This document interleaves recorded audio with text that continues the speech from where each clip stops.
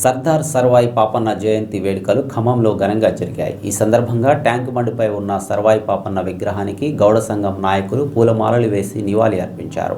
బహుజన విప్లవ వీరుడుగా పేరొందిన పాపన్న ఆ వర్గ ప్రజల కోసం ఎన్నో పోరాటాలు చేసినట్లు నేతలు గుర్తు చేసుకున్నారు. బడుగు బలహీన వర్గాల ప్రజలకు ఎప్పటికీ ఆయన ఆదర్శప్రాయుడన్నారు. ఈ కార్యక్రమంలో గౌడ సంఘం నాయకులు బాలసాని, అమరగాని వెంకన్న, ఒడ్డెబోయిన నరసింహారావు, వెంకట్, బిచ్చాల తిరుపతిరావు, కత్తి నెహ్రూ తదితరులు పాల్గొన్నారు. అంతకుముందు బీజేపీ నాయకులు కూడా సర్దార్ పాపన్న జయంతి వేడుకల్లో పాల్గొన్నారు. ఈ కార్యక్రమంలో పార్లమెంట్ అభ్యర్థి తాండ్రా వినోద్రావు, గల్లా సత్యనారాయణ తదితరులు పాల్గొన్నారు.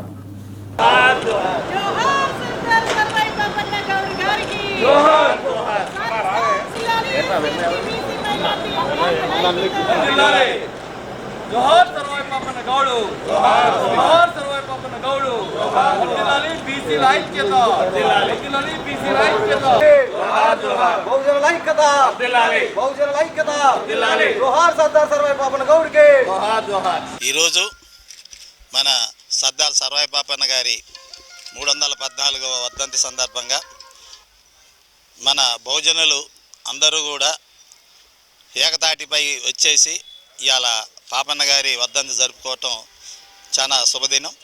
అట్లనే ఏదైతే పాపన్న గారు ఏ ఆశయం గురించి అయితే అందరూ బడుగు బలహీన వర్గాల అందరినీ కూడా ఏకతాటి మీద తీసుకొచ్చేసి గోల్కొండ కిలాని వశపరుచుకొనడు, ఆ విధంగానే మన బడుగు బలహీన వర్గాలందరూ కూడా ఏకతాటిపై తీసుకొచ్చేసి రానున్న కాలంలో మనందరం రాజ్యాధికారం గురించి పోరాటం చేయాలని, రాజ్యాధికారం వచ్చినప్పుడే బడుగు బలహీన వర్గాలందరికీ కూడా న్యాయం జరిగిద్దని ఇలాంటి ఐకమత్యాన్ని అందరూ కూడా కలిసికట్టుకుండి రానున్న కాలంలో కూడా అందరు ఏకతాటిపై ఉండి ఆదర్శంగా మన పాపన్న గారిని ఆదర్శంగా తీసుకొని ఆ ఆశయాన్ని నెరవేర్చాలని, ఈ ఆశయాన్ని నెరవేర్చి ఈ బడుగు బలహీన వర్గాలందరూ ఐకమత్యంగా ముందుకు సాగాలని నా యొక్క మనవి. గోల్కొండ యొక్క కోటని ఏ విధంగా స్వాధీనం చేసుకున్నారో అందరూ తెలిసిన విషయమే.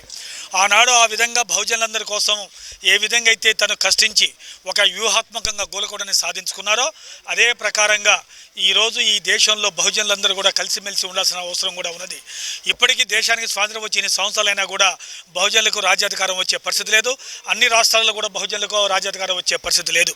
ఈ రోజు గట్ట ఈ దేశంలో అన్ని రాష్ట్రాల్లో బహుజనుల గట్ట ఆర్థికంగా రాజకీయంగా గట్ట అభివృద్ధి చెందాలి అని చెప్పేసానంటే కులాలకు అతీతంగా, మతాలకు అతీతంగా, రాజ్యాలకు అతీతంగా తప్పనిసరిగా బహుజనులందరూ కూడా ఒక తాటి మీద రావాల్సిన ఒక విషయాన్ని మనవి చేస్తూ ఏ ఆశయ సాధన కోసం అయితే సర్దార్ సర్వాయి పాపన్న గారు తన యొక్క ప్రాణాన్ని తృణప్రాయంగా ఈ దేశం కోసం అర్పించారో అదే ప్రకారంగా ఈ దేశంలోని ఒక బహుజనులందరూ కూడా ఒక తాటి మీద రావాల్సిందిగా కోరుతా ఉన్నాం. మన బడుగు బలహీన వర్గాల ఆశాజ్యోతి మన సర్దార్ సర్వాయి పాపన్న గౌడు 314వ వర్ధంతి సందర్భంగా ఖమ్మం జిల్లాలోని ట్యాంక్ బండి మీద వర్ధంతిని నివాళులర్పించడం జరిగింది.